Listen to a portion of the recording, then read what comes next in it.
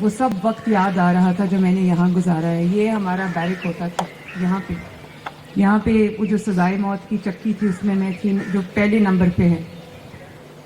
تو آپ لوگ جن مشکلات سے گزرتے ہو، جو یہ آزمائش کا وقت ہے، میں کیونکہ اس چیز سے خود گزری ہوں تو میں آپ کی تکلیف کو، آپ کی آزمائش کو، آپ کی مشکل کو، میں اس مشکل وقت کو اچھی طرح سمجھتی ہوں.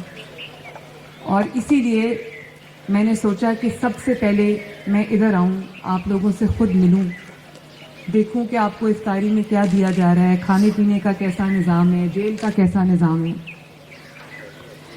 آپ میں سے کچھ آج اللہ کا شکر ہے رہا ہونے جا رہے ہیں، کچھ جلدی رہا ہو جائیں گے، اور کچھ جو ہے ان کی شاید آزمائش کچھ لمبی ہے.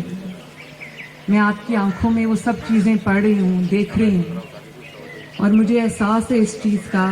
میرے بھی 3 بچے ہیں اور میرے والد یہاں پر اس جیل میں تھے، بالکل ساتھ ہی ان کا بیرک ہے، اور میرا یہاں پر تھا. ہم لوگ ساتھ تھے لیکن ہمیں ملنے کی اجازت نہیں تھی، اور ملاقات ہوتی تھی جب ملاقات کا دن ہوتا تھا تو جیلر صاحب یہاں تشریف فرما ہیں، ان کے آفس میں، یا یہ ظہیر صاحب ہیں جو ڈیپٹی سپرنٹینڈنٹ ہیں، ان کے آفس میں ہفتے میں ایک بار ملاقات ہوتی تھی.